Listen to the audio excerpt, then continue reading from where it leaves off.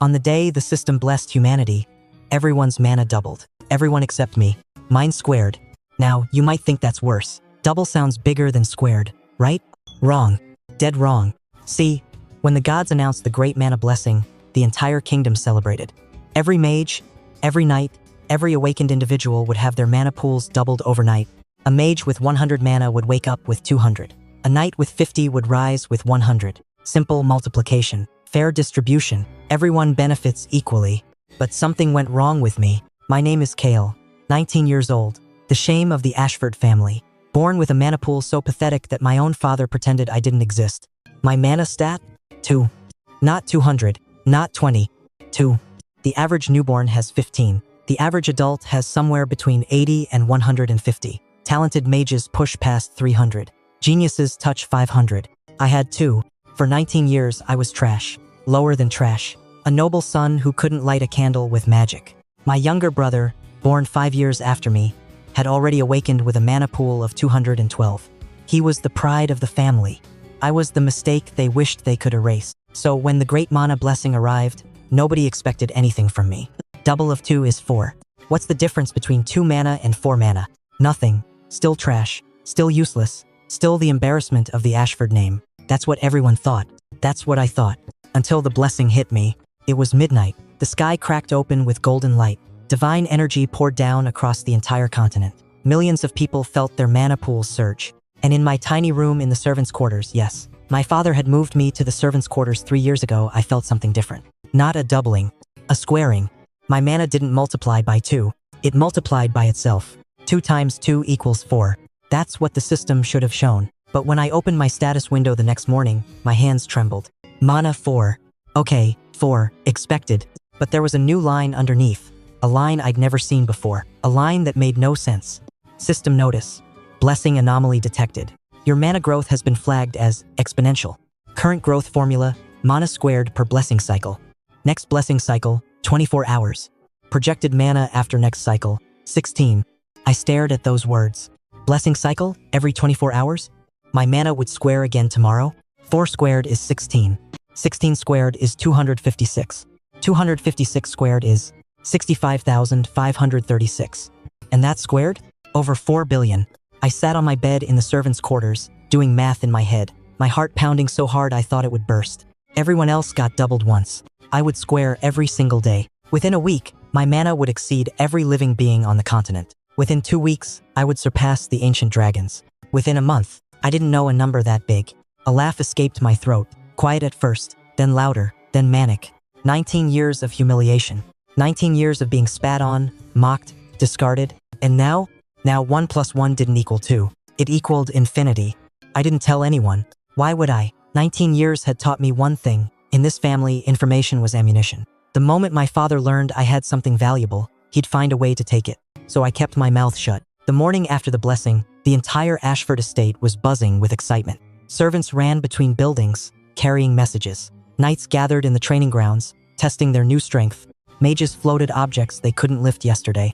And my younger brother, Darren, stood in the center of the main courtyard, basking in worship. 424. The announcement echoed across the estate. Darren's mana had doubled from 212 to 424, a number that placed him among the top young talents in the entire kingdom. Father stood beside him, hand on his shoulder, chest puffed with pride. My son, he declared to the gathered crowd, a future archmage. The Ashford name will rise to new heights. Cheers erupted. I watched from the servants' quarters window, eating stale bread. 424. Impressive. For now. The first day passed slowly. I stayed in my room, avoiding everyone. Not difficult. Nobody wanted to see me anyway. I spent the hours meditating, trying to feel my mana. With only 4 points, there wasn't much to feel. A tiny spark, a candle flame in an ocean of darkness. But it was mine. And tomorrow, it would be 16. As midnight approached, I sat cross-legged on my bed, watching the clock on my wall. 11点58分. 11点59分. Midnight. System notice. Daily blessing cycle complete. Applying exponential growth formula. Previous mana, 4. New mana, 16. Next cycle, 24 hours. Projected mana, 256. The warmth hit me like a wave. Not overwhelming, not dramatic, just more. Where there had been a candle, now there was a torch. I raised my hand and tried the simplest spell I knew. A light orb. The most basic magic. Something children mastered by age 6. I'd never successfully cast it. Not once in 19 years. I focused, drew on the mana, shaped it. A sphere of soft white light materialized above my palm. It was small, flickering, pathetic by any normal standard. But it existed. For the first time in my life, I had performed magic. Tears streamed down my face. I didn't wipe them away. Day 2. I continued hiding, but now I had a purpose. 16 mana wasn't much, but it was enough to practice basic spells. I spent the entire day in my room, casting light orbs, making small gusts of wind, heating cups of water. Baby magic, infant-level techniques. But I was learning, building foundations that I'd never had the mana to attempt before. And every hour, I watched the clock. Midnight came. New mana, 256. The rush was stronger this time. My body shuddered. My veins felt like they were filled with lightning. The tiny room seemed to vibrate with contained power. 256 mana. More than my father's average night. I cast a light orb again. It wasn't small anymore. The sphere blazed to life, bright as a lantern, steady as a heartbeat. I could have read a book from across the room with this light. I laughed again. Quieter this time. Day 3. I couldn't stay hidden forever. The estate had mandatory morning assemblies. All family members were required to attend. Even the disgraced ones. Even me. I dressed in my worn clothes. I hadn't received new garments in years and walked to the main hall. The whispers started immediately. Look, it's the trash. Surprised he's still alive. Did you hear? His mana only went to 4 after the blessing. 4. Pathetic. Even the stable boys have more than that. I ignored them, found a corner, stood with my head down. Father was at the front, flanked by Darren and my stepmother, Lady Verena. The woman who'd replaced my birth mother and made it her mission to erase every trace of the first wife's existence. Including me. The Ashford family has been blessed, Father announced. Our total mana reserves have increased by 63%. We are now the 3rd strongest noble house in the region. Applause. However, his eyes swept the crowd, landed on me. We still have dead weight. Laughter. Kale. He said my name like it was a curse. Step forward. My heart pounded. I walked to the front, kept my expression blank. Display your status window for the assembly. A command, not a request. Noble children were trained to share their stats publicly. It was a point of pride. For me, it had always been humiliation. But things were different now. 256 mana. Still not impressive by noble standards, but enough to surprise them. I hesitated. If I revealed 256 now, questions would arise. How did I quadruple in 3 days when everyone else only doubled once? They'd investigate. They'd find out about the exponential growth. They'd try to take it from me. Or worse, they'd report me to the Mage Council as an anomaly. Have me studied, dissected. I made a decision. Mana display, custom. A trick I'd learned from years of watching others. Status windows could be partially hidden. Most people didn't bother because they wanted to show off. I wanted the opposite. The window that appeared above my head showed only one number. Mana, 4. Not a lie. 4 was technically still in my history. The system just prioritized older data. The hall erupted in mocking laughter. 4. Still 4. The blessing didn't even work on him properly. Maybe the gods know trash when they see it. Darren stepped forward, grinning. At 14, he was already taller than me. Better fed, better trained, better in every visible way. Brother, he made the word sound like an insult. Perhaps you should just leave. Save us all the embarrassment of your existence. I looked at him. For 19 years, I'd taken abuse from this family, kept my head down, accepted my role as the whipping boy. Not anymore. Perhaps, I said quietly, you should remember this moment, Darren. Remember how you laughed. His grin faltered. Just for a second. Is that a threat? He stepped closer. From you? 4 mana Kale? What are you going to do? Breathe on me. More laughter from the crowd. I smiled. I'm going to wait. Before he could respond, Father cut in. Enough. Kale, return to your duties. The rest of you, dismissed. I walked back to the servants' quarters. But I wasn't angry. I was counting hours. Day 4. New mana, 65,536. 65,000. The number hit me like a physical force. My body convulsed. Mana flooded through my veins, my muscles, my bones. It felt like being reborn, like every cell was being rewritten with pure energy. When the surge faded, I opened my eyes. The room was glowing. Not from a spell, from me. My skin emitted faint wisps of blue-white light. Mana was literally leaking out of my body because I had too much to contain. I checked my status. Mana, 65,536. Warning, mana exceeds physical vessel capacity. Automatic overflow protection engaged. Excess mana being converted to physical enhancement. Physical enhancement? I looked at my hands. They seemed different, stronger. The calluses from years of servant work were gone, replaced by smooth, powerful skin. I stood up. My body felt light, responsive, like a weapon that had finally been sharpened. I walked to the small mirror on my wall. The reflection that stared back wasn't the pale, malnourished trash of the Ashford family. It was someone else. Someone whose eyes glowed faintly with contained power. Someone dangerous. I couldn't hide anymore. Not because I wanted attention, but because 65,000 mana was impossible to suppress completely. Even with the overflow converting to physical stats, I was still radiating enough magical energy to trip detection wards. The estate's security team would notice, which meant I needed a plan. Option 1. Run. Leave the estate. Disappear into the wilderness and grow stronger alone. Problem: I had no survival skills, no money, and no contacts. I'd be dead within a week. Option 2. Reveal my power. Claim my rightful position as heir. Force the family to respect me. Problem: father would never accept it. He'd have me killed before admitting his trash son had surpassed everyone. Option 3. Play weak. Hide in plain sight. Accumulate power until no one could challenge me. Problem: with this much mana, hiding was becoming impossible. I needed a middle ground. Somewhere I could grow openly without my family's interference. Somewhere talent mattered more than bloodline. The Royal Academy. It was the kingdom's premier institution for magical education. Entry was based purely on demonstrated ability. Even commoners could attend if they passed the entrance exam. And crucially, students were protected from family interference by royal decree. Once enrolled, I would be beyond father's reach. The entrance exam was in 3 days. My mana would be squaring twice more before then. 65536,9496,7296. That second number was over 4 billion. I didn't even know what came after 4 billion squared. But I was about to find out. Day 5. New mana. 4,294,967,296. 4 billion. The surge nearly killed me. I felt my consciousness fracture. My body burned from the inside. For one terrifying moment, I was certain I was going to explode, showering the servants' quarters with the chunky remains of the Ashford family disappointment. But the overflow protection kicked in. Emergency conversion initiated. Excess mana routing to physical enhancement, mental fortitude, spiritual awakening. New secondary stats unlocked. Strength, 847. Speed, 812. Endurance, 903. Mental resistance, max. Spiritual perception awakened. My eyes snapped open. I could see everything. Not just with my physical eyes, with something deeper, something beyond. The mana flows of the entire estate were visible to me now. Rivers of energy coursing through the ground, the walls, the people. I could see the knights training in the courtyard, their mana signatures flickering like candles. I could see the servants in the kitchen, their tiny sparks barely registering. And I could see my father in his study. His mana was respectable, maybe 2,000 total. The result of a lifetime of cultivation. To me, he looked like a firefly compared to the sun.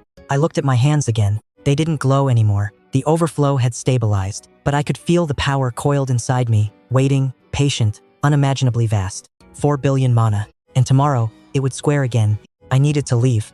Now, I packed nothing. What was there to pack? I owned nothing worth keeping. Just the clothes on my back and 19 years of bad memories. I walked to the main gate. The guards stopped me. Where do you think you're going? Trash? 2 of them, low-level knights. Maybe 50 mana each after the blessing. I could have killed them with a thought. Instead, I smiled. I'm leaving, permanently. Does Lord Ashford know? He will soon enough. They exchanged glances, probably weighing whether to let me go or drag me back for punishment. Let him go, one finally said. Good riddance, less embarrassment for the family. They opened the gate. I walked out, didn't look back. The capital was 3 days' walk from the Ashford estate. I made it in 4 hours. Not walking, running.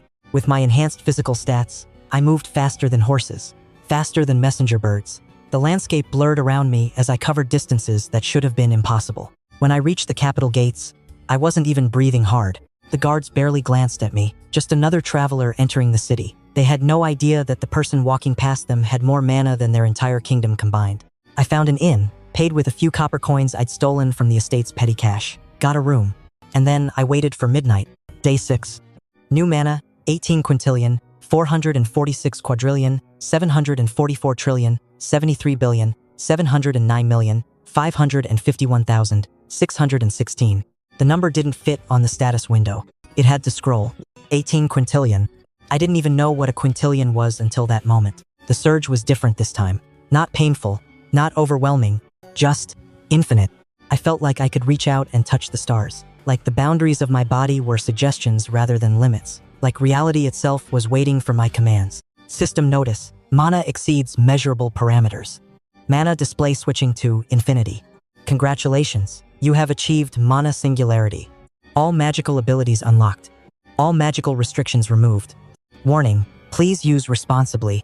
I laughed at that last line. Use responsibly. Sure. Tell that to the people who spent 19 years telling me I was worthless. The Royal Academy entrance exam was tomorrow. I spent the day exploring the capital, eating real food for the first time in years, buying actual clothes that fit. With my enhanced appearance and confident bearing, shopkeepers treated me like nobility. Little did they know I was the disgraced son of a minor house who'd been sleeping in servants' quarters a week ago. Amazing what a few quintillion mana could do for your self-esteem. In the evening, I found a quiet park and practiced. Not basic spells anymore. Everything. I raised my hand and fire erupted. Not a candle flame. A pillar of inferno that shot 30 meters into the sky. I waved my other hand and water materialized from thin air, forming a sphere the size of a carriage. I stomped my foot and the earth rippled, forming walls, towers, entire structures at my command. I whispered a word and lightning cracked across the clear sky. Every element, every discipline, every magical technique I'd read about but never been able to perform. They all responded to me now, because mana was the foundation of all magic, and I had infinite mana. There were no limits anymore. That night, I returned to my in-room. Couldn't sleep. Tomorrow, I would walk into the Royal Academy entrance exam. Tomorrow, I would show the world what happens when you give power to someone you discarded. Tomorrow, I would begin my revenge. But first, I needed to decide something. How much power should I reveal? Showing everything would cause panic. The Mage Council would get involved. The kingdom would try to control me. Other nations might see me as a threat. Too little and I'd be underestimated. Placed in beginner classes. Treated like just another talented student. I needed a middle ground. Enough to earn respect. Not enough to cause international incidents. I decided on a strategy. Show the power of a genius. Top 1% talent. Impressive but not terrifying. Keep the real numbers hidden. Let them think I was strong. They didn't need to know I was infinite. Not yet. The morning of the exam. I woke at dawn, dressed in my new clothes. Simple but well-made. The look of a commoner with some money, not a noble. I didn't want anyone connecting me to the Ashford family. Not yet. The academy was in the center of the capital. A massive complex of towers, training grounds, libraries, and dormitories. Thousands of students from across the kingdom attended, and every year, hundreds more tried to get in. Today, over 300 applicants had gathered for the entrance exam. I joined the crowd, keeping my head down, observing. Most applicants looked nervous. Teenagers from merchant families, minor nobles, or talented commoners, all hoping to prove themselves. A few stood out. A tall girl with silver hair and ice-cold eyes. Her mana signature was impressive. Maybe 500 or 600. High noble, probably. A muscular boy with fire-red hair and a cocky grin. Around 400 mana. Knight family, judging by his stance. And my heart stopped. Across the courtyard, surrounded by admirers, stood Darren. My younger brother. He was here for the exam too.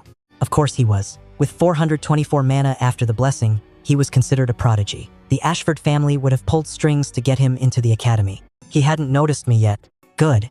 I pulled my collar higher and melted into the crowd. This was going to be interesting. The exam had 3 parts. Part 1. Written test on magical theory. Part 2. Mana measurement and aptitude assessment. Part 3. Practical demonstration. The written test was easy. I'd spent 19 years reading. When you can't practice magic, books are your only companions. I knew more theory than most academy graduates. I finished in half the allotted time. The proctor looked surprised when I handed in my paper, but said nothing. Part 2 was trickier. Mana measurement would reveal my true power. The standard testing crystal would either show infinity or explode. Neither was ideal. When my turn came, I approached the measurement station with a plan. Place your hand on the crystal, the examiner said, bored. He'd done this hundreds of times today. I placed my hand, and very, very carefully I suppressed my mana. All of it. Every drop of that infinite ocean, compressed, hidden, locked away. What remained was a trickle, just enough to register. The crystal glowed. The examiner squinted at the readout. 912. Impressive. Certainly qualifies. 912. Top tier by normal standards. Not unbelievable. Perfect. I moved to part 3. The practical demonstration took place in the main arena. Applicants were called one by one to show their abilities. Attack a training dummy, defend against a spell, demonstrate control. I watched from the stands. The silver-haired girl went. Her name was Alara, apparently, daughter of Duke Varen. She froze the training dummy solid in 3 seconds, then shattered it with a flick of her wrist. Impressive. The red-haired boy Marcus, son of a famous knight commander, punched the dummy with a fire-enhanced fist and sent it flying across the arena. Also impressive. Then Darren's name was called. My brother strutted into the arena like he owned it. Darren Ashford, the announcer said, Mana, 424, specialty, wind magic. He raised his hand. Wind gathered around him, forming a visible vortex. The air screamed as he compressed it, shaped it, then released it as a blade that cut the training dummy clean in half. The crowd cheered. Darren bowed dramatically. I watched with no expression. Finally, my name was called. Kyle, no surname listed. Mana, 912, specialty, unknown. No surname. I deliberately omitted it. Whispers rippled through the crowd. 912? Who is this nobody? No family name. A commoner? With that much mana? Impossible. I walked into the arena and stopped dead. Darren was staring at me. His face had gone pale. You, he breathed. Hello, brother. The whispers exploded. Brother? He's an Ashford? The trash? 4 mana Kale? But the readout said 900. Darren's shock transformed into rage. You cheated. You must have. There's no way. Applicant Kale, the examiner interrupted, clearly uncomfortable with the family drama. Please begin your demonstration. I turned to face the training dummy. A new one had been placed, reinforced, ready for whatever I could throw at it. I could have done what the others did. A simple elemental attack. Strong enough to pass, weak enough to not stand out. But Darren was watching, and 19 years of humiliation demanded something more. I raised my hand. 5 elements answered. Fire, water, earth, wind, lightning. They materialized simultaneously, swirling around me in a perfect orbit. Each one distinct, yet harmonized. A feat that was supposed to be impossible without decades of training. The arena fell silent. Multi-elemental manifestation, someone gasped. At his age? I didn't stop. The 5 elements merged. They formed a sphere of composite energy, crackling with power, swirling with colors that didn't exist in nature. I pointed at the training dummy. Annihilate. The sphere shot forward. The dummy didn't break, didn't shatter, didn't burn. It simply ceased to exist. One moment it was there. The next, nothing. Not even ash. Complete atomic disintegration. The silence stretched. Then someone fainted. Then everyone started screaming. The arena remained frozen for a solid 10 seconds. Then chaos erupted. What was that? The dummy just vanished. Is that even possible? What kind of magic? Someone get the headmaster. I stood in the center of it all, hands still raised, expression calm. Perhaps I'd overdone it slightly. The examiners rushed toward me, their faces a mixture of fear and academic fascination. Behind them, I saw Darren still rooted in place, his face cycling through emotions like a broken clock. Shock, denial, rage, fear. Good. Remember this moment, little brother. Applicant Kale. The head examiner approached cautiously, like I was a wild animal that might attack. That technique. What was it called? I don't know. You don't know? I made it up. More silence. You made up a spell that can atomically disintegrate reinforced training equipment. Yes. The examiner turned to his colleagues. They exchanged looks that said they had absolutely no idea how to handle this situation. You pass, he finally said. Obviously. Please proceed to the enrollment office. I nodded and walked toward the exit. The crowd parted like I was carrying a plague.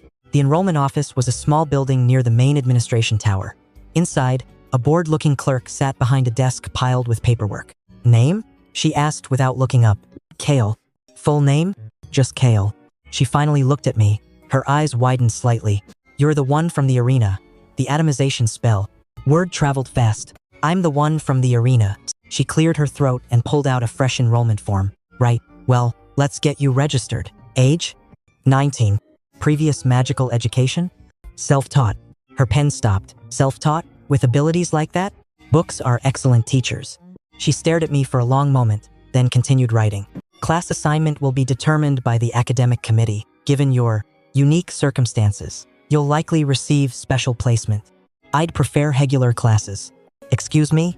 Regular classes. First-year curriculum. No special treatment. She looked at me like I'd grown a second head. You just disintegrated a training dummy that's rated to withstand S-rank attacks. And you want to sit in beginner courses? I have gaps in my foundational knowledge. I'd like to fill them. Not entirely a lie. There was plenty of theory I'd never had the chance to practice. Might as well learn properly now that I had the mana to actually cast spells. Also, being in regular classes meant less scrutiny, less attention from high-ranking mages who might start asking uncomfortable questions about my power source. The clerk shrugged. Your choice. First-year dormitory is the East Building. Classes start tomorrow at 8. Here's your schedule and student identification. She handed me a small crystal card with my name etched into it. Kale. First year. Class Uno A. I pocketed the card and left. The first-year dormitory was a 4-story stone building with small rooms for individual students. Mine was on the 3rd floor. Plain bed, plain desk, plain wardrobe, luxury compared to the servants' quarters. I sat on the bed and checked my status. Mana, 8. Strength, 847. Speed, 812. Endurance, 903. Mental resistance, max. Spiritual perception, awakened. Still infinite, still absurd. Tomorrow my mana would square again. Not that it mattered. Infinity squared was still infinity. But the overflow conversion would continue. My physical stats would keep climbing. My abilities would keep expanding. At some point, I'd need to actually test my limits. But that was a problem for later. Tonight, I slept. For the first time in years, I slept peacefully. Morning came. I dressed in the academy uniform, black jacket, white shirt, gray trousers, and headed to the main lecture hall for first-year orientation. The hall was packed. Maybe 200 students, all chattering nervously about their new lives as academy mages. I found a seat in the back corner. Kept my head down. It didn't help. That's him. The one who vaporized the dummy. I heard he's actually an Ashford. The disowned one. No way, that trash? But his mana reading was over 900. Whispers followed me everywhere. I ignored them. The orientation speaker was a middle-aged woman with silver-streaked hair and sharp eyes. Professor Marin, head of the first-year curriculum. Welcome to the Royal Academy, she began. You are here because you demonstrated exceptional magical potential. But potential means nothing without discipline. She paced across the stage. Over the next 4 years, you will learn to control your abilities, expand your knowledge, and prepare for service to the kingdom. Some of you will become court mages. Some will join the military. Some will pursue research. All of you will work harder than you ever have before. Her eyes swept the crowd. And some of you will fail. The academy does not tolerate weakness or laziness. Those who cannot keep up will be expelled. No exceptions. She clapped her hands. Class assignments are posted in the main hall. Find your homeroom and report immediately. Dismissed. The students scattered. I already knew my assignment. Class 1A, the so-called elite class reserved for students with the highest entrance scores. I hadn't asked for elite placement, but apparently atomizing a dummy earned you automatic promotion regardless of preferences. Class 1A's homeroom was a smaller lecture hall on the 2nd floor of the main academic building. About 30 students were already seated when I arrived. I recognized a few faces from the entrance exam. Elara, the silver-haired ice mage, sat in the front row. Her posture was perfect, her expression cold. Duke's daughter probably thought she owned the place. Marcus, the fire-fisted knight's son, lounged in the middle seats, surrounded by what looked like a group of admirers. He spotted me and grinned. Hey, atomization guy, over here. I considered ignoring him, then decided that having at least one friendly face might be useful. I sat next to him. Marcus Brennan, he said, extending a hand. Son of Knight Commander Brennan. You're Kale, right? The mysterious commoner who turned out to be an Ashford. Former Ashford. I left the family. Left? Or got kicked out? Does it matter? He laughed. I guess not. Either way, that display yesterday was insane. You've got to teach me that technique. I can't. Why not? Because I don't know how I did it. That was actually true. The 5-element fusion had been instinctive. I'd simply wanted to show overwhelming power, and my mana had responded. With infinite mana, intention seemed to matter more than technique. Marcus looked disappointed but not deterred. Well, if you figure it out, I'm first in line. Deal? Deal. A commotion at the door caught my attention. Darren had arrived. He walked in flanked by 2 other students' nobles, judging by their bearing and expensive accessories. His eyes scanned the room until they landed on me. Hatred. Pure, undiluted hatred. He stalked toward my seat. Marcus tensed beside me. Uh-oh. Family drama incoming. Darren stopped in front of my desk, looming. You, he hissed. How dare you show your face here? I looked up at him calmly. I passed the entrance exam. Same as you. You cheated. You must have. There's no way a 4-mana piece of trash could. My mana reading was 912. You can check the official records. Lies. The crystal was malfunctioning. Then demand a retest. I'll take it right now. In front of everyone. That shut him up. He couldn't demand a retest, because deep down, he knew what he'd seen in the arena was real. Knew that somehow, impossibly, I had surpassed him. And that terrified him. "This isn't over," he spat. "I don't know how you did it, but I'll expose you. I'll prove you're a fraud." Looking forward to it, he turned and stormed to a seat on the opposite side of the room. Marcus let out a low whistle. "Damn, your family reunions must be fun. You have no idea." The homeroom teacher arrived. Professor Aldrich, tall, thin, with a closely trimmed beard and eyes that seemed to see through everything. He was a renowned battle mage, according to the whispers. Retired from active service after losing his left arm in the Demon War. His remaining hand crackled with ambient lightning as he surveyed the class. "Class 1A, he said. "The elite, the talented, the privileged." His tone made clear he didn't consider any of those things compliments. "You're here because you scored higher than your peers. But scores mean nothing in a real fight. I've seen geniuses die to goblins because they couldn't handle pressure. I've seen average mages become legends through sheer determination." He tapped the desk with his finger, and a small lightning bolt scorched the surface. "In this class, you will learn 3 things: combat, survival, humility. If you can't master all 3, you won't graduate." He began calling names. "Ashford, Darren. Present. Brennan, Marcus. Here. Kale. Present." Professor Aldrich paused. His eyes locked onto mine. "The atomization boy. I watched your entrance exam." The room went quiet. "That technique you used, it wasn't any registered spell, wasn't any known magical formula. Care to explain how a self-taught first year created something that 3 archmages spent the last night trying to analyze?" Every eye in the room was on me. "I have high mana capacity," I said. "Sometimes raw power compensates for lack of technique. 912 isn't high enough to brute force atomic disintegration."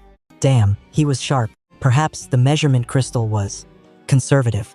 His eyes narrowed. "Perhaps we'll be keeping an eye on you, Kale. A close eye." He moved on to the next name. I kept my expression neutral, but internally, I was already planning. Professor Aldrich suspected something. He wouldn't be the last. I needed to be more careful about displaying power. Needed to establish a believable ceiling. 912 mana. That was my official number. Everything I did needed to fit within that limit, at least publicly. The first week of classes passed quickly. Morning lectures on magical theory. Afternoon practical sessions. Evening self-study. I excelled at theory, obviously. 19 years of reading had given me a knowledge base that surprised even the professors. Practicals were trickier. I had to deliberately limit myself. Cast spells at 900 mana power levels instead of infinity. Make mistakes that a talented but inexperienced student would make. It was exhausting. Not physically. Physically, I could have run laps around the continent without breaking a sweat. Mentally exhausting. Constantly calculating how much power to reveal. Constantly monitoring reactions. Constantly pretending to be something I wasn't. But it worked. By the end of the first week, I'd established a reputation as a talented first year with exceptional raw power but inconsistent control. Strong enough to respect. Not strong enough to fear. Perfect. Friday evening. I was in the library, researching advanced mana theory, when someone sat across from me, Elara Varen, the Ice Duke's daughter. She placed a book on the table between us. "You're hiding something." No greeting, no small talk, just straight to accusations. I didn't look up from my book. "Everyone hides something. Your mana signature fluctuates. I've been watching you all week. Sometimes it reads at 900, sometimes it spikes much higher. You're suppressing your true power." Clever girl. "And if I am? Then I want to know why." She leaned forward. "You're not just talented, Kale. You're something else, something that shouldn't exist. I want to understand what. Maybe I'm just shy." "You atomized a training dummy to make a point to your brother. That's not shy, that's calculated." I finally looked up. Her ice blue eyes studied me without warmth. This wasn't curiosity. It was analysis. She was trying to determine if I was a threat. "What do you want, Elara?" "An alliance." "Not what I expected." "Explain." "The academy is divided into factions. Noble families, merchant coalitions, regional alliances. Everyone is jockeying for position. Power attracts followers. Mystery attracts enemies. And you think I need protection? I think you need someone who understands politics." She tilted her head. "And I think I need someone whose power ceiling I can't see. We'd complement each other." "What's in it for you?" "Access to whatever you're hiding. When you eventually reveal it, I want to be on your side rather than against you." Smart, cold, calculating. I respected that. "I'll consider it." "Don't take too long." She stood. "The academy ranking tournament is in 2 weeks. Every first year participates. It will be much harder to hide your true abilities in direct combat." She walked away. I watched her go. Ranking tournament. I'd read about it in the academy handbook. Single elimination brackets. Students fight until one submits or is incapacitated. Final rankings determine class placement, resource allocation, and social status. In other words, a public stage where hiding would be nearly impossible. I needed a new strategy. The next morning, I woke to a notification. System notice, daily blessing cycle complete. Current mana, infinity, overflow conversion applied. New stats, strength 1203, speed 1187, endurance 344. New ability unlocked, absolute territory. Absolute territory? I focused on the new ability and information flooded my mind. Absolute territory creates a zone where the users will supersede all other magical effects. Within this zone, enemy spells are nullified, physical laws can be altered, and reality responds directly to users' intention. Range, scales with mana. Duration, unlimited. Cost, mana negligible for current user. I stared at the ceiling. This was beyond magic. This was authority over reality itself. I sat up and extended my hand. Activated absolute territory with minimal range just a few centimeters around my palm. The air shimmered. I willed gravity to reverse within that tiny zone. A pen on my desk shot upward and stuck to my palm as if magnetized. I willed time to slow. The dust motes in the air froze mid-float. I willed light to bend. My hand became invisible. Holy shit. I deactivated the ability. The pen fell. The dust resumed floating. My hand reappeared. With infinite mana, I could theoretically extend this zone to, what? The entire academy? The entire kingdom? I could rewrite reality on a continental scale, and the system called this cost negligible. I needed to be very, very careful about using this ability. But first, I needed to win a tournament. The next 2 weeks were a blur of preparation. Classes continued. I maintained my facade of talented but limited. But in private, in the dead of night when no one was watching, I experimented. Absolute territory was just the beginning. The daily overflow conversions kept unlocking new abilities. Ability unlocked, spatial manipulation, teleportation, and dimensional folding. Ability unlocked, temporal sight, seeing possible futures. Ability unlocked, soul reading, perceiving the true nature of beings. Each morning brought new powers, new possibilities, new ways to break the world. I was becoming less human with each passing day, and I wasn't sure how I felt about that. 3 days before the tournament, I was practicing alone in one of the academy's private training rooms when the door burst open. Darren stood in the entrance, flanked by 5 other students. Found you. I lowered my hand, canceling the simple fire spell I'd been casting. Can I help you? You can die. He stepped into the room. Or you can confess that you cheated at the entrance exam and withdraw from the academy. Why would I do either of those things? Because if you don't, we'll make you. The 5 students behind him spread out, forming a semicircle. I recognized a few from Class 1A, nobles. Darren's new cronies. You really want to do this? I asked. Here? In the academy? Training accidents happen all the time. Darren grinned. You attacked us first. We defended ourselves. You got hurt. Tragic, really. He raised his hand. Wind began gathering.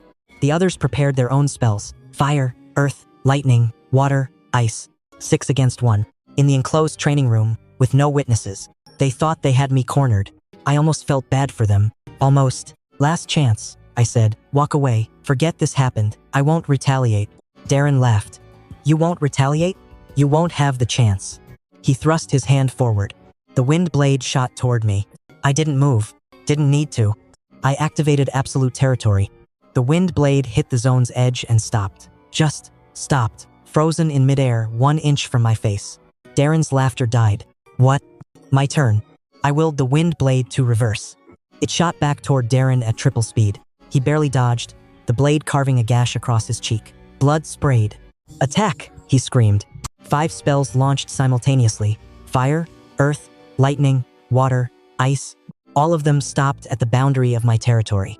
I looked at the frozen attacks, suspended in air around me like a deadly art installation. Here's what's going to happen, I said calmly. You're going to leave. You're going to never bother me again. And in exchange, I won't redirect these spells into your faces. You're bluffing, one of the nobles said. His voice shook. No one can do what you're doing. And yet here we are. Darren clutched his bleeding cheek, eyes wild. This isn't over, he hissed. The tournament. I'll destroy you in the tournament, in front of everyone. Looking forward to it. I released the spells. They dissipated harmlessly. The 6 of them fled. I stood alone in the training room, surrounded by scorch marks and shattered floor tiles. 3 days until the tournament. 3 days until I showed my brother exactly how far the gap between us had grown. The night before the tournament, I sat on the academy roof, looking at the stars. Alara found me there. Couldn't sleep? She asked, sitting beside me. Too much on my mind. The tournament? Among other things. She was quiet for a moment. I heard about what happened in the training room, with your brother and his friends. News traveled fast. And I think you're going to win tomorrow, easily. But I also think you're going to reveal more than you intend to. Maybe I want to reveal more. She looked at me sharply. Why? I thought about the question. Why? Why show power? Why seek recognition? Why not simply stay hidden, grow stronger in secret, avoid all the complications of politics and rivalry? Because I spent 19 years being invisible. Because I spent 19 years being told I was nothing. Because somewhere deep inside, beneath all the strategic calculation, I wanted them to know. I wanted everyone to know. Because hiding is exhausting, I finally said, and I'm tired. Elora nodded slowly. Then don't hide. Win. Show them something they'll never forget. She stood. I'll be watching. Try not to destroy too much academy property. She left. I looked back at the stars. Tomorrow, the tournament. Tomorrow, the world would learn what happens when infinity enters the battlefield. Tournament day. The academy's main arena had been transformed overnight. Massive stands surrounded the central fighting pit. Magical barriers shimmered in the air, protecting spectators from stray attacks. Flags bearing the academy's crest fluttered in the wind. And people, thousands of them, not just students, faculty, nobles from across the kingdom, military officials, even members of the royal court. The first-year ranking tournament was apparently a major social event. I stood in the competitor waiting area, watching through a gap in the curtain as the stands filled. Nervous? Marcus appeared beside me, bouncing on his heels. No. Liar. Everyone's nervous before their first tournament. He grinned. I've been training for this my whole life. Finally get to show what the Brennan family's fire techniques can really do. Good luck. You too, though I don't think you'll need it. He punched my shoulder lightly. Try not to atomize anyone, yeah? The paperwork would be a nightmare. He jogged off to join his own preparation area. I watched him go. Then I checked the tournament bracket. 248 participants. Single elimination. 8 rounds to the finals. My first opponent, a minor noble named Reginald Hurst. Mana reading, 183. Easy. My potential second opponent, either Marcus or a water mage named Celine. Third round possibilities included Darren's bracket. If everything went according to seeding, I would face my brother in the quarterfinals. Perfect. The opening ceremony was mercifully short. The academy headmaster, an ancient woman named Grand Mage Aurelia, gave a brief speech about honor, growth, and the proud tradition of magical combat. Then the fights began. The first few rounds were chaos. 8 arenas operated simultaneously to process the massive bracket. Spells flew. Students screamed. Some matches ended in seconds. Others dragged on for 20 minutes. My first match came an hour into the tournament. Arena 3, Kale versus Reginald Hurst. I walked into the fighting pit. Reginald was a pudgy boy with an arrogant sneer. He clearly thought this would be an easy win against a no-name commoner. So you're the entrance exam freak, he said, raising his wand. Let's see if your parlor tricks work against real combat magic. The referee raised his hand. Fighters ready? Reginald nodded. I nodded. Begin. Reginald launched a fireball. I didn't dodge, didn't counter. I just stood there. The fireball hit my chest and did nothing. My passive mana overflow had pushed my endurance past 1300. Low-level fire magic felt like a warm breeze. Reginald's face went pale. What? I flicked my finger. A tiny pulse of force, barely 1% of my capability, hit his chest. He flew backward, crashed into the arena barrier, and collapsed unconscious. The referee stared. The crowd stared. Winner, Cowell. I walked out of the arena. Time elapsed, 4 seconds. The next 3 rounds followed the same pattern. Round 2, a wind mage tried to slice me with air blades. They bounced off my skin. I put him down with a casual palm strike. Round 3, an earth mage summoned a stone golem. I punched through it, then through him, non-lethally, mostly. Round 4, a defensive specialist created 7 layers of magical barriers. I walked through all of them like they were paper curtains and tapped his forehead. He fainted from terror. 4 wins. Total combat time, less than 2 minutes.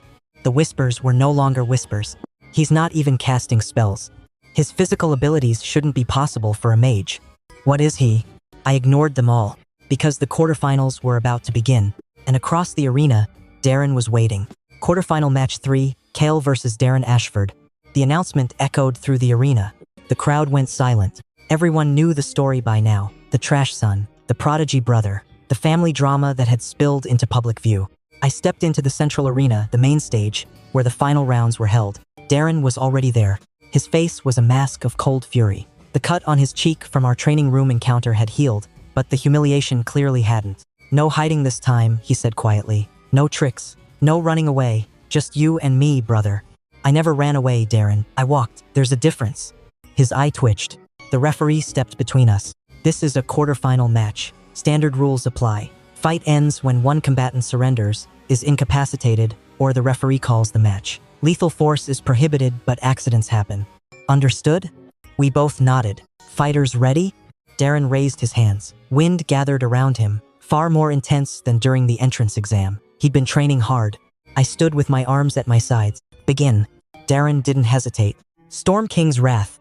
The wind around him exploded outward. Not just blades this time. A full hurricane, concentrated and directed entirely at me. Debris flew. The arena floor cracked. The barrier protecting spectators flickered under the strain. 424 mana, pushed to its absolute limit. It was genuinely impressive. For normal standards. I raised one hand. "Stop." The hurricane stopped. Not gradually. Not because it ran out of power. It just stopped. The wind hung frozen in the air, suspended by my will alone. Absolute territory. Minimal range. Maximum effect. Darren's face went white. What did you?" I released the wind. It dissipated harmlessly. My turn. I didn't attack. I walked. 1 step, 2 steps, 3. Darren launched another spell. A concentrated wind lance aimed directly at my heart. I caught it with my bare hand. The compressed air struggled against my grip, screaming with contained force. I squeezed. It popped like a balloon. "You've gotten stronger since the blessing," I said conversationally, still walking. 424 mana is impressive. Top 1% of the kingdom's youth. I was 5 meters away now. "But you made a mistake, Darren. 3 meters. You assumed doubling was the best possible outcome. 1 meter. You never considered that someone might receive something different." I stood directly in front of him. He tried to back away. His legs wouldn't move. Absolute territory, holding him in place. What are you?" His voice cracked. The arrogance was gone. Only terror remained. "I'm your older brother." I leaned close. "The one you spent 14 years mocking. 14 years bullying. 14 years treating like garbage." My voice dropped to a whisper. "And now, I'm infinite." I tapped his forehead. Just a tap, barely any force.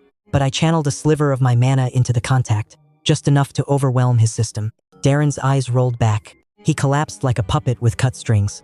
The arena was silent. Absolutely silent. Then the referee's voice cracked through the stillness. "Winner, Kale." I turned and walked away. Behind me, medics rushed to check on Darren. He was alive. Unconscious, but alive. His mana circuits were temporarily overloaded. He'd wake up in a few hours with a splitting headache. But he'd remember. For the rest of his life, he'd remember this moment. The semi-final bracket was announced. Kale versus Marcus Brennan. Elara Varen versus a talented water mage named Celine. Marcus found me in the waiting area, his expression complicated.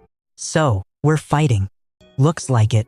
I saw what you did to your brother." He ran a hand through his fiery hair. "That wasn't magic, Kale. That was, I don't even know what that was." "Will you surrender?" "Hell no." He grinned, though it was strained. "I'm Marcus Brennan, son of the Knight Commander. I've never surrendered in my life and I'm not starting now." "Then I'll try to make it quick." "Please don't." He laughed. "At least give me the dignity of looking like I put up a fight." I actually smiled at that. "I'll see what I can do." Semifinal 1. Kale versus Marcus Brennan. The crowd was electric. After my display against Darren, everyone wanted to see more. What would the mysterious commoner do against the Knight Commander's son? Marcus entered the arena like a warrior born. Flames danced around his fists. His eyes blazed with determination. I entered like I was taking a walk. "Fighters ready? Begin." Marcus charged. His combat style was different from Darren's. Where my brother relied on ranged magic, Marcus was a brawler. Close quarters combat enhanced by fire magic. Fast, brutal, effective. His flaming fist shot toward my face. I could have stopped it with absolute territory. Could have frozen him in place. Could have ended this in 1 second like all my other matches. Instead, I blocked. Actually raised my arm and blocked his punch. The impact sent shockwaves through the arena. The floor cracked beneath my feet. Marcus's eyes widened. "You're actually fighting me?" "You asked for dignity." I pushed back against his fist. "This is me giving it." His grin returned, fiercer than before. "Then let's go." We fought. Actually fought. Marcus was good. Really good. His fire techniques were refined through generations of family tradition. His combat instincts were honed by years of training. He landed hits on me. Actual hits. My body absorbed them without damage, but he didn't know that. I hit back, pulled punches that could have shattered mountains, made them look normal, made them look like we were evenly matched. The crowd roared. Incredible. They're both monsters. This is the best match of the tournament. We danced across the arena. Fire and force, speed and power. After 5 full minutes of exchange, I decided it was time. I caught Marcus's final punch. Good fight, I said. Then I threw him, not violently, a controlled toss that sent him sliding across the arena floor. He rolled, tried to rise, but his body had reached its limit. I can't. He collapsed onto his back, panting. Damn, I really wanted to win. He raised his hand. I surrender. The crowd exploded. I walked over and extended my hand. He took it. Let me pull him up. You held back the whole time. He murmured so only I could hear. Maybe. One day you'll tell me what you really are. One day. The referee announced my victory. I helped Marcus limp off the arena floor. In the stands, I noticed several people who hadn't been there before. Officials in royal blue uniforms, military insignia on their shoulders. They were watching me very carefully. Semi-final 2. Elara Varan versus Selena Tideborn. Ice against water. It was a beautiful match. Celine's fluid combat style versus Elara's precise, devastating ice magic. They traded blows for nearly 15 minutes. In the end, Elara won. She froze the entire arena floor, disrupted Celine's water control, and landed a decisive combination that left her opponent encased in ice up to her neck. Celine surrendered. The finals were set. Kyle versus Elara. The final match was scheduled for sunset. Golden light bathed the arena as the stands reached maximum capacity. Word had spread beyond the academy. Nobles from across the capital had come to witness the conclusion. I saw royal banners in the highest seats. The king himself might be watching. Elara met me in the waiting area before we took the stage. So, she said, here we are. Here we are. I've been analyzing you all tournament. Your fighting style, your abilities, your limitations. She paused. I haven't found any limitations. Maybe you weren't looking hard enough. Maybe you don't have any. Her ice blue eyes met mine. I know I can't beat you, Kale. Whatever you're hiding, it's beyond anything I can match. But I need to see it for myself. In the finals, no holding back. You want me to go all out? I want you to show me what infinity looks like. We stared at each other. Careful what you wish for, I said finally. She smiled. First genuine smile I'd seen from her. Always am. Finals. Kyle versus Elara Farron. The crowd was hushed. Anticipation hung in the air like static before a storm. We took our positions. The referee looked between us, clearly nervous. Final match of the first-year ranking tournament. Standard rules apply. Are the fighters ready? Elara raised her hand. Ice crystals formed in the air around her, orbiting like frozen satellites. I stood still, hands at my sides. Begin. Elara moved first, but she didn't attack. She created. Ice spread from her feet, coating the entire arena floor. Spikes erupted in patterns. Walls formed. Towers rose. In seconds, the flat arena became a frozen labyrinth. Ice Fortress Domain. I recognized the spell from my reading, an advanced technique that usually required a mage in their 3rd or 4th year. Elara had mastered it at 17. Come find me. Her voice echoed through the frozen maze. I smiled. Then I walked into the labyrinth. The maze was designed to disorient. Paths twisted. Dead ends appeared. The walls shifted constantly, reconfiguring to trap invaders. I ignored all of it. Absolute territory. The ice around me dissolved. Not melted, dissolved. Unmade at the molecular level. I walked in a straight line, reality bending to accommodate my path. Walls disappeared. Towers crumbled. The labyrinth parted before me like water around a stone. I found Elara at the center, standing on a pedestal of ice. Her eyes widened slightly. You just walked through. I don't like mazes. What happened to no holding back? I considered her words. She was right. She'd asked for everything. And so far, I'd only shown efficient brutality, not true power. Fine. Close your eyes, I said. What? Close your eyes for 3 seconds. When you open them, you'll see what you asked for. She hesitated, then complied.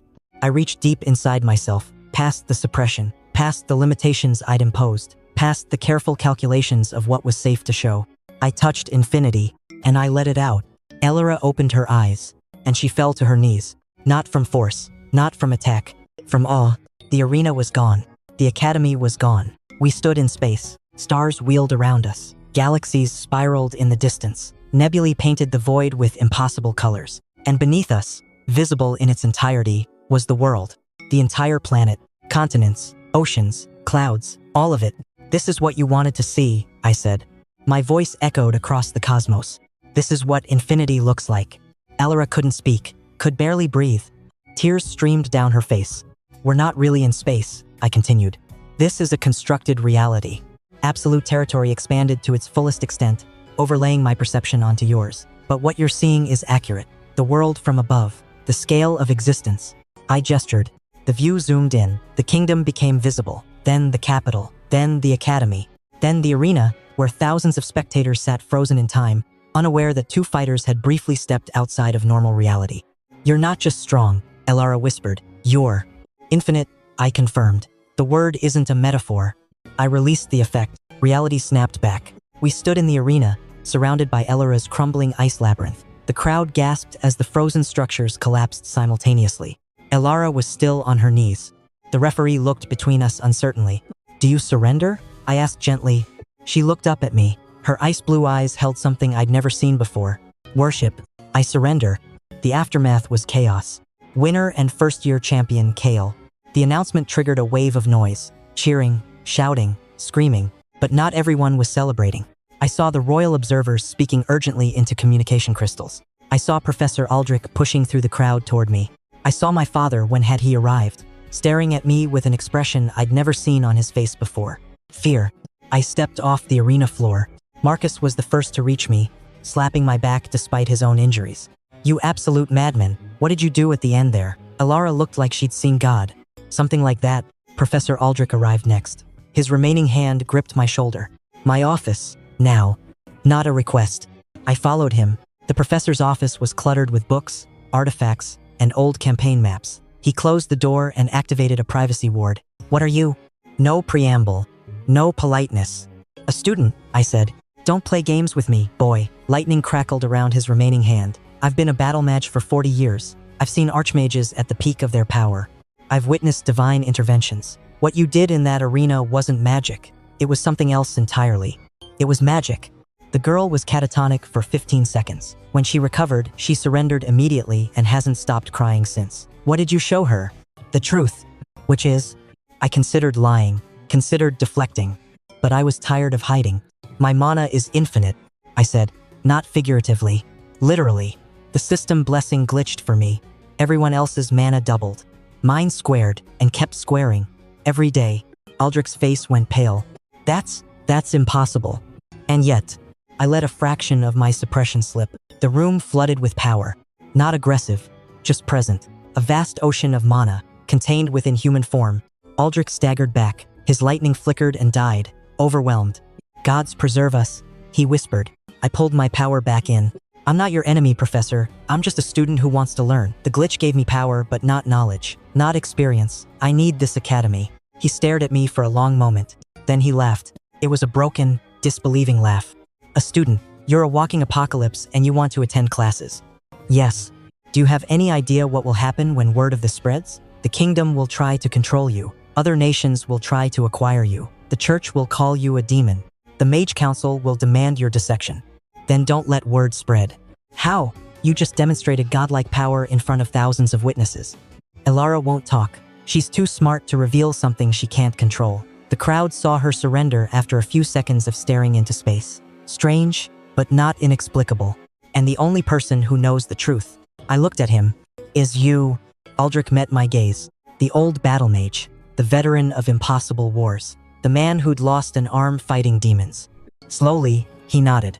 The kingdom is facing a crisis, he said quietly. Something from beyond the borders. Something that's already destroyed 3 nations. The royals are keeping it quiet, but the military knows. We've been preparing. What kind of crisis? The kind that ends civilizations. He sat heavily in his chair. I came to this academy because I hope to find talented students, future soldiers for the war to come. But you, he looked at me with new eyes. You might be the only thing that can stop it. Professor Aldrich poured 2 glasses of amber liquid from a dusty bottle. Dragonfire whiskey, 60 years old. I was saving it for my retirement or my death, whichever came first. He slid 1 glass toward me. Given what I'm about to tell you, death seems more likely now. I took the glass but didn't drink. The threat, explain. Aldrich downed his whiskey in 1 gulp, poured another. 18 months ago, the Valoran Empire went silent. Valoran, the largest nation on the eastern continent, population of 40 million, 3 archmages. An army of 200,000 trained battle mages. Silent? No communications, no trade, no refugees, nothing. He stared into his glass. We sent scouts. The first team never returned. The second team sent back one message before going dark. What did it say? 2 words. His voice dropped. They're coming. A chill ran down my spine. Not from fear, from anticipation. 3 months later, the Confederacy of Free Cities fell. Same pattern. Silence, then nothing. Then the Thornwood Kingdom. Then the Obsidian Isles. He pulled out a map. Red X marks covered nearly a third of the known world. 4 nations. Over 100 million people. Gone in less than a year. Gone how? Dead? Conquered? We don't know. That's the terrifying part. He pointed to the eastern edge of our kingdom's border. What we do know is that whatever's doing this is moving west. At current speed, it will reach our borders in approximately 4 months. 4 months. I did the math. 4 months of daily mana squaring. Not that it mattered. I was already infinite, but the overflow conversions would continue. My physical stats, my abilities, my comprehension of reality itself would keep expanding. By the time this threat arrived, I didn't know what I would be, but it would be enough. Why are you telling me this? I asked. I'm a first-year student. Officially. Because officially doesn't matter anymore. Aldrich leaned forward. The royal family has been quietly building a response force. Elite mages, legendary warriors, ancient artifacts. Everything we can gather. But even with all that, he shook his head. We received one more piece of intelligence last month. A dying scout from the Thornwood Kingdom somehow made it across the border. He lived for 6 hours, long enough to describe what he saw. And? He said the sky was wrong. The stars had changed. The very laws of magic had been rewritten. Aldrich's voice cracked. He said they weren't invading. They were replacing. Overwriting our reality with their own. Reality overwriting. My hand tightened on the glass. That sounded familiar. My absolute territory could do something similar. Impose my will on local reality. But if there was an entity that could do that on a continental scale. You think I can stop this? I think you're the only thing that might be able to stop this. He met my eyes. Your power isn't just magical, Kale. It's conceptual. You don't cast spells. You redefine what's possible. That's exactly what we need against an enemy that rewrites reality. I stood, walked to the window, looked out at the academy grounds where students were still celebrating the tournament's conclusion. They had no idea. None of them knew that extinction was 4 months away. What do you need from me? For now, keep growing, keep learning. The Royal Response Force will handle preliminary defenses. When the enemy reaches our borders, when we see what we're actually fighting. He paused. That's when I'll call you. I turned back to him. I'll be ready. The next morning, I woke to knocking on my door. Not polite knocking, urgent hammering. I opened it to find Elara and Marcus standing in the hallway, both looking agitated. We need to talk, Elara said. Now. I let them in. Marcus immediately started pacing. Elara remained still, but her hands were trembling slightly. What happened? I asked. I've been having dreams, Elara said quietly. Since the finals, since you showed me that. Dreams? Visions. Of darkness spreading across the land. Of stars going out one by one. Of something vast and hungry approaching from the east. She hugged herself. I've never had prophetic abilities before, but whatever you did to me in that arena, it awakened something. Temporal sight. My ability to see possible futures. Had I accidentally transferred a fragment of it to her? What did you see specifically? A war, not between nations, between realities. Her voice shook. I saw our world being consumed, layer by layer, person by person, and at the center of it all. She looked at me. I saw you, standing alone against the void. The last light in infinite darkness. Heavy stuff for a Tuesday morning. Marcus stopped pacing. I don't have visions or whatever, he said, but I'm not an idiot. Something's wrong. The tournament should have been the biggest news in the kingdom. Instead, my father sent me an encrypted message last night telling me to prepare for deployment. Knight Commander Marcus Brennan Sr. doesn't talk about deployment unless there's a war coming. They both stared at me. You know something, Elara said. You've known for a while. Tell us. I considered my options. These two had proven themselves. Marcus with his loyalty. Elara with her intelligence. If I was going to face a reality-warping apocalypse, I'd need allies I could trust. Sit down, I said. This is going to take a while. I told them everything. The mana squaring glitch. The infinite power. The continental threat. Aldrich's briefing. When I finished, neither of them spoke for a long moment. Then Marcus laughed. Of course the guy who can atomize training dummies also has to save the world from eldritch horrors. Why would anything be simple? Elara was more composed. The visions make sense now. Whatever's coming operates on a level beyond normal magic. My awakened perception must be picking up on its approach. She paused. You'll need support. logistics, intelligence, people you can trust. Are you offering? We're insisting, Marcus said. You think I'm going to let you have all the fun? The Brennan family has been waiting generations for a war worthy of our flames. This sounds like it qualifies. And the Varen family has access to information networks across multiple nations, Elara added. I can find out more about what happened to the fallen countries, survivors, witnesses, anything that might give us an advantage. I looked at them, a fire warrior and an ice mage, opposites in every way. But they were here, they believed me, they wanted to help. All right, I said, we're a team. Marcus grinned. Elara nodded solemnly. Our alliance was formed. 2 days later, I received an unexpected visitor. I was leaving afternoon classes when I sensed the mana signature. Familiar, unwelcome. My father stood in the academy's main courtyard. Lord Ashford, head of a minor noble family, the man who'd thrown me into servants' quarters, the man who'd wished I'd never been born. And now he was here, surrounded by attendants, wearing his finest robes, with a smile plastered across his face. Kale, my son. He spread his arms wide as if expecting a hug. I stopped 10 feet away. Lord Ashford.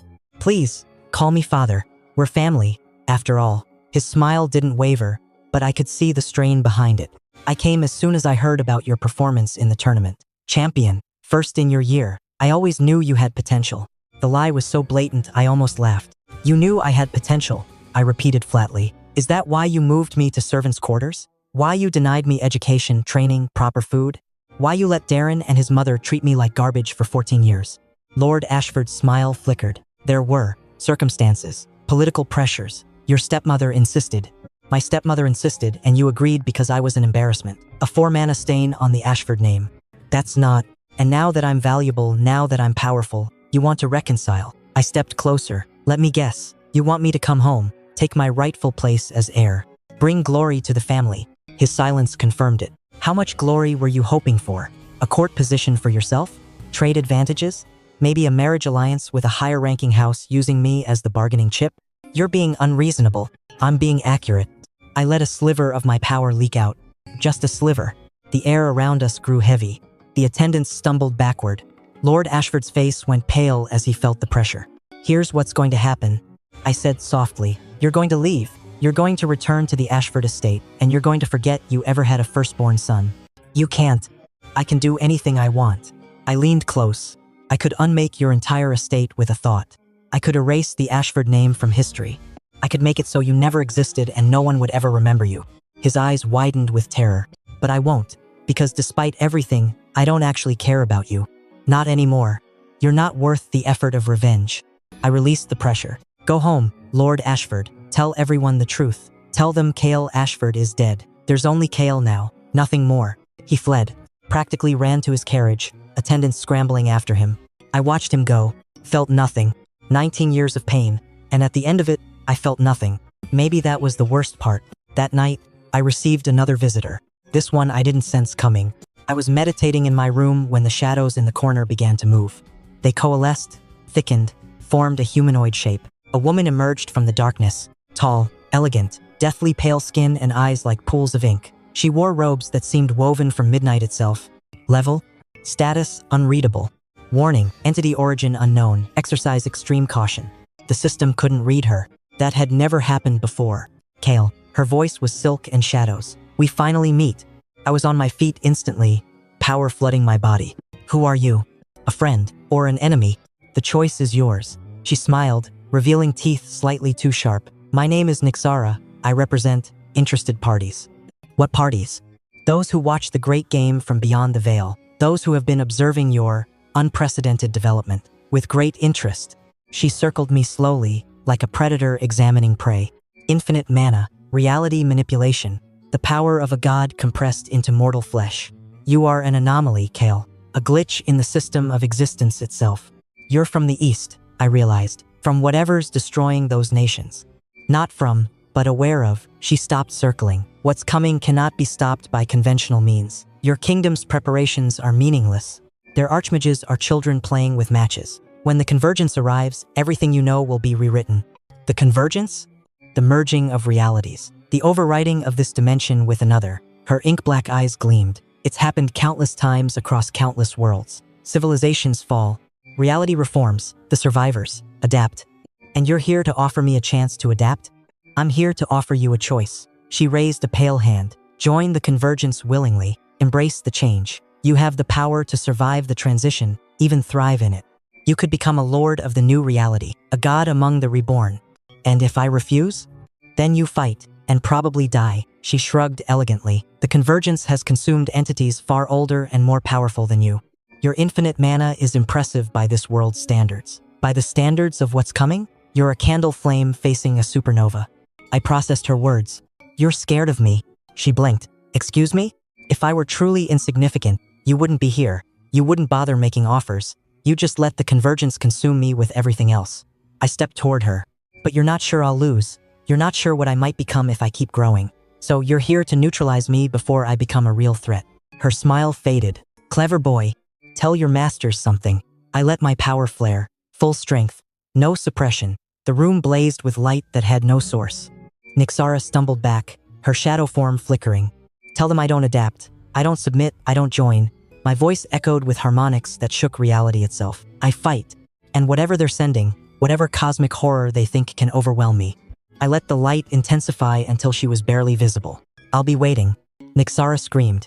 Actually screamed, as my power burned away layers of her shadowy form. She dissolved into darkness and fled, vanishing through whatever dimensional crack she'd arrived from. The room fell silent. I lowered my power. My hands were shaking, not from fear, from excitement. The next morning, I called a meeting. Alara and Marcus, Professor Aldrich, a few other faculty members who Aldrich trusted. I told them about Nixara's visit, about the convergence, about the choice I'd been offered and rejected. When I finished, Aldrich looked like he'd aged 10 years.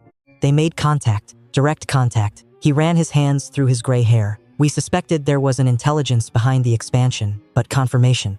They're afraid of him, Alara said. That's the key point. Whatever Kale has become, it's enough to make a cosmic-level threat worried.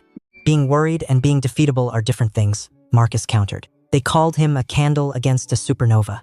They were lying, I said, or exaggerating. If they were confident in victory, they'd have just waited. This recruitment attempt proves they see me as a variable, something that could disrupt their plans. So what do we do? Aldrich asked. I stood, walked to the window, looked out at the academy. Normal students going to normal classes, living normal lives, completely unaware that existence itself was under threat. We prepare, I said, but not just defensively. We go on offense. Offense how? The fallen nations, Valoran, the Confederacy, Thornwood, the Obsidian Isles. They've been consumed, but what does that actually mean? Are they destroyed, transformed? Still existing in some altered state? Alara's eyes widened. You want to investigate. I want to see what we're fighting before it reaches our borders. Understand its methods. Find weaknesses. That's suicide, Aldrich said flatly. Those territories are lost. Anyone who enters doesn't return. Normal people don't return. I turn to face them. I'm not normal. My power lets me impose my reality on external space.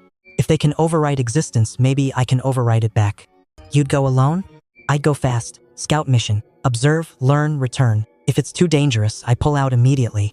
The room was silent. Then Marcus stood. I'm coming. Marcus, don't even try. You're not doing this alone. He grinned fiercely. Besides, someone needs to watch your back while you're busy rewriting reality or whatever. I'm coming too, Alara said quietly. My visions might be useful, and my information networks can help us reach the border territories without raising alarms.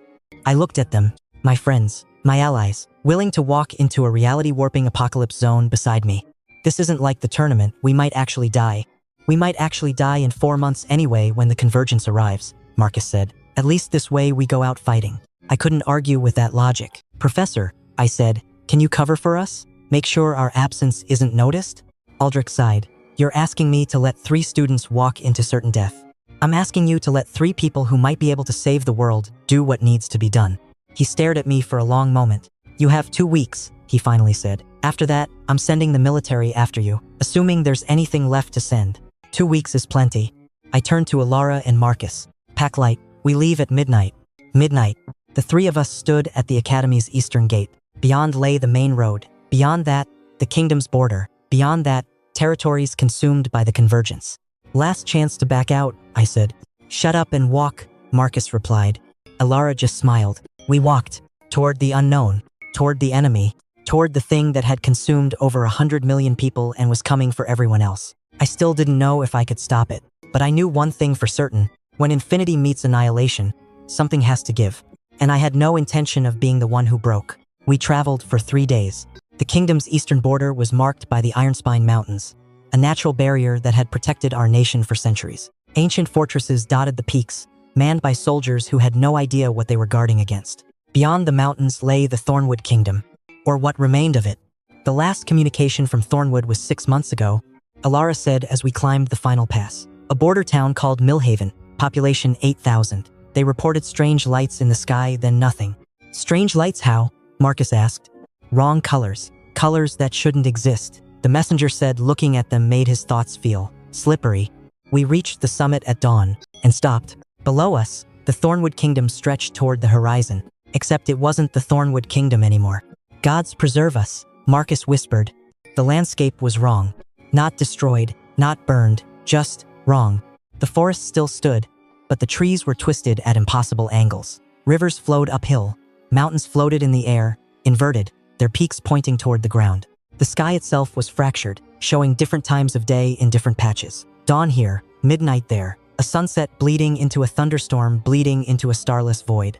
And everywhere, geometric patterns. Perfect circles carved into hillsides. Triangular formations of standing stones that definitely hadn't existed before.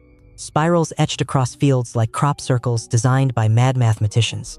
It's not destruction, Alara breathed. It's replacement. They're literally rewriting the physical laws of this region. I extended my spiritual perception, tried to sense life, mana, anything familiar. What I found made my stomach turn. The mana here was corrupted, not dark magic, not demonic energy, something else entirely. It operated on principles that my mind couldn't quite grasp, like trying to understand a language that used sounds humans couldn't hear.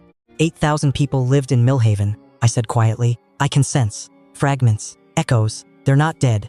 Then where are they? Merged with the landscape, with the patterns. They've been integrated into whatever new reality is being imposed here. Marcus gripped his sword. Can we save them? I don't know.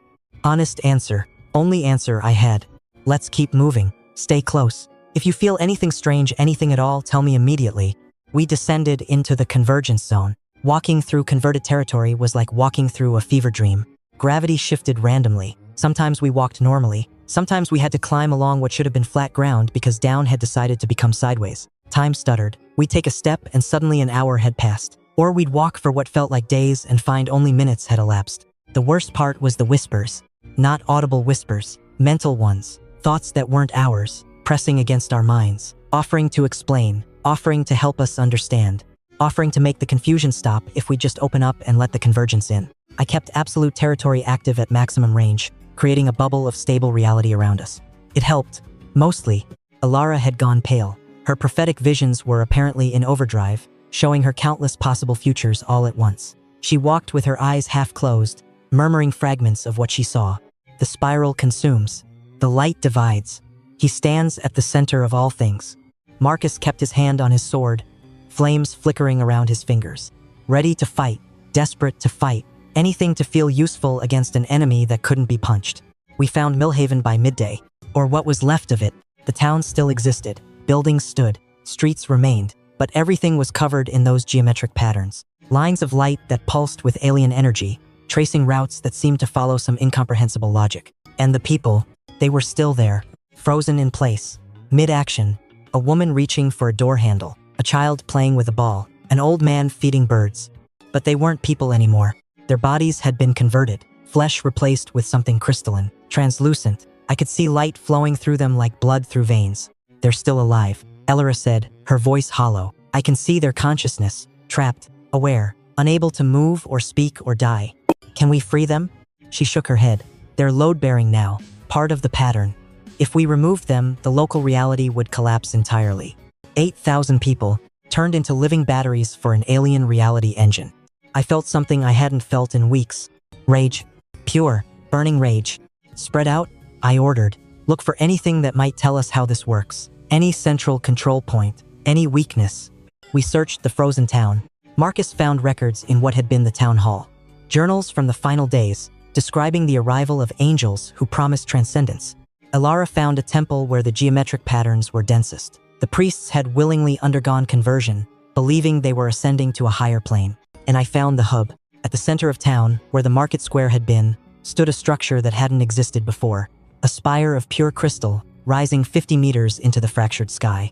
Light pulsed within it, power radiated from it. This was the anchor point, the device maintaining the converted reality in this region. And standing before it was a figure, humanoid, tall, composed entirely of interlocking geometric shapes that shifted and rearranged constantly. Where a face should have been, there was a void, a perfect circle of absolute nothing. Convergence architect level? Type reality engine. Status hostile. It turned toward me. You. The voice came from everywhere and nowhere. Inside my head, outside my ears, vibrating through my bones. You are the anomaly, the error that should not exist. I get that a lot. The architect tilted its head. The geometric shapes comprising its body shifted faster. Your existence is a paradox. The system should not have allowed such a glitch. Infinite growth, exponential power. These things violate the fundamental mathematics of reality. And yet here I am. Yes, it took a step toward me. Here you are, walking into our territory, challenging our work. Do you understand what you're facing, little anomaly? Enlighten me. The convergence is not an invasion, it is an optimization. Your reality is chaotic, inefficient, filled with suffering and entropy. We are streamlining it, perfecting it. Every consciousness integrated into the pattern experiences eternal peace. Every variable is balanced, every equation is solved. They're not at peace, they're trapped. Perspective. The architect waved a geometric hand dismissively. You perceive stasis as imprisonment because you still cling to temporal existence.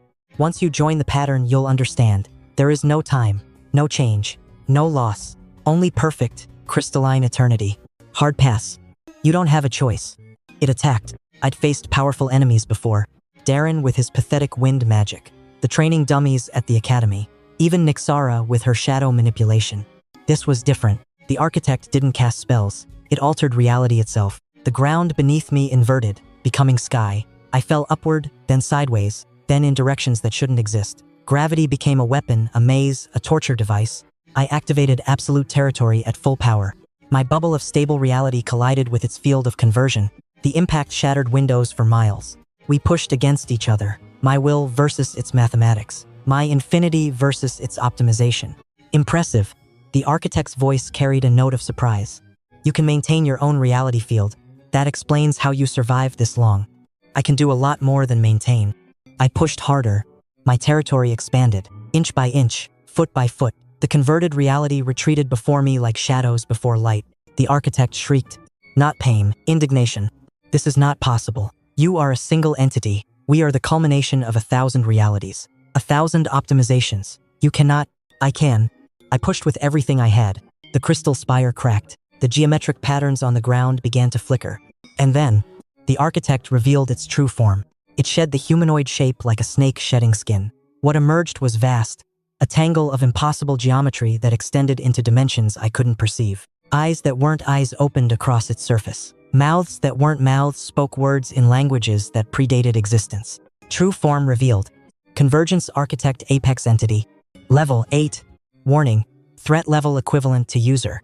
Infinite. It was infinite too. Just like me. You see now, it said with 1,000 voices. We are the same. Anomalies. Glitches. Beings that should not exist within normal parameters. We're nothing alike. We are exactly alike. The entity pressed against my territory. You were created by the same error that created us. The same flaw in the system's mathematics. The same paradox that allows infinity to exist within finite boundaries. My blood went cold. What are you talking about? You think your glitch was random? Laughter echoed through dimensions. Nothing is random, everything is calculated. You were meant to exist, little anomaly. Meant to grow, meant to become exactly what you are. Why? Because the system needed a failsafe, a reset button, an entity capable of overriding the overriders. The architect loomed closer. We have consumed 1,000 realities, optimized them, perfected them. And in every single one, eventually, someone like you appears. A glitch designed to oppose us. Designed by who? By the system itself. The fundamental mathematics of existence. It creates us to optimize, and it creates you to stop us. An eternal cycle. Balance maintained through conflict. I processed this. My power wasn't an accident. It was a countermeasure, built into the fabric of reality itself. I was literally designed to fight cosmic optimization engines. Why are you telling me this? Because knowing changes nothing. You cannot defeat us permanently. Even if you destroy this form, even if you liberate this region, We will simply reconverge elsewhere. Just as you, if destroyed, would eventually be replaced by another glitch.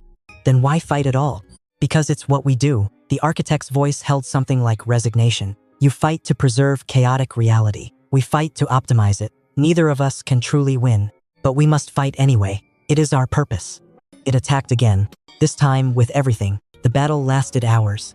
Or seconds. Time had no meaning in the collision of two infinite forces. We tore through dimensions. Shattered planes of existence. Created and destroyed realities with every blow.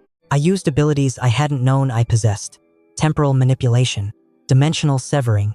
Conceptual attacks that targeted the idea of the architect rather than its physical form. It countered with mathematics. Pure logic that tried to define me, limit me, reduce me to variables that could be solved. Neither of us could land a killing blow. Because we were equals. Two sides of the same cosmic coin. But I had something it didn't. Rage. Rage for the 8,000 people frozen in Millhaven. Rage for the 100 million consumed across 4 nations. Rage for everyone who would be lost if I failed. And rage, I discovered, was a force that mathematics couldn't calculate. You're supposed to be optimal, I growled, pressing my attack. Pure logic, perfect efficiency. I am. Then why do I feel sorry for you? The architect hesitated. Sorrow is inefficient. Sorrow is human. I slammed my power into its core. Rage is human. Hope and fear, and love and hate, all the messy, chaotic, inefficient emotions you want to optimize away.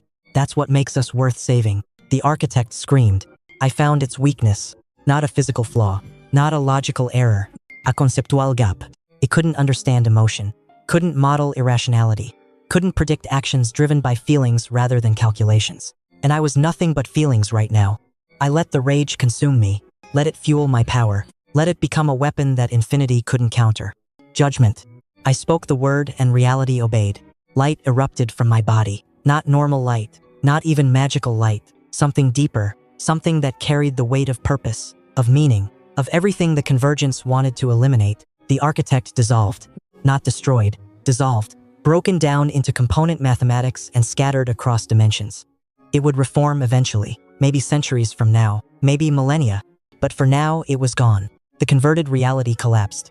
Not violently. Gently. Like ice melting in spring. The geometric patterns faded. The crystal spire crumbled. The fractured sky began to heal. And the people, the crystalline shells cracked, fell away, revealed flesh beneath. I watched as the woman reaching for the door handle finally opened it, as the child finally caught his ball, as the old man finally finished feeding his birds. They didn't remember. Their minds had been protected during conversion, but the experience itself was gone. Small mercy. I collapsed. Marcus and Alara found me lying in the market square, surrounded by 8,000 confused citizens who had no idea what had happened. Kale. Marcus dragged me upright. Are you okay? What happened? We saw lights and explosions and I won. You won? Against what? Against infinity. I laughed weakly. Then I passed out. I woke 3 days later in the Academy's infirmary. Alara sat beside my bed, dark circles under her eyes. Welcome back. How long? 3 days. We carried you back to the kingdom. Professor Aldrich handled the political fallout. She paused. There's been developments. What kind? The convergence has accelerated its timeline. When you destroyed the architect, you didn't just liberate Millhaven, you disrupted their expansion network across all 4 fallen nations. They're panicking. That's good. No, it's not. She stood, walked to the window. They're not waiting 4 months anymore. They're coming now. All of them. Every architect. Every converted reality. Every infinite horror in their collective. My blood ran cold. When? 2 weeks. Maybe less. She turned to face me. The kingdom is mobilizing. Every archmage. Every battle mage. Every soldier. But it won't be enough. You know it won't. I sat up despite my body's protests. Then I'll have to be enough. You can't fight them alone. I won't be alone. I met her eyes. I'll have you, Marcus, Aldrich, everyone who's willing to stand. Against infinite enemies. Against any enemies. I swung my legs off the bed. The architect told me something. My power isn't a glitch. It's a failsafe, built into reality itself to counter threats like the convergence. You were designed for this. Yes, and I'm done running, done hiding, done pretending to be normal. I stood. My power surged through me, stronger than ever. In 2 weeks, the end of the world arrives at our border. I walked toward the door. Let's go give them a proper welcome. The war room was chaos. Generals shouting, archmages arguing, maps covered in red markers showing enemy positions. Everyone terrified, everyone desperate. I walked in, and everything stopped. They knew who I was now, the tournament champion, the Infinity Mage, the one who'd walked into Convergence territory and walked back out. The king himself rose from his throne. Kale, we've been waiting for you. Your Majesty.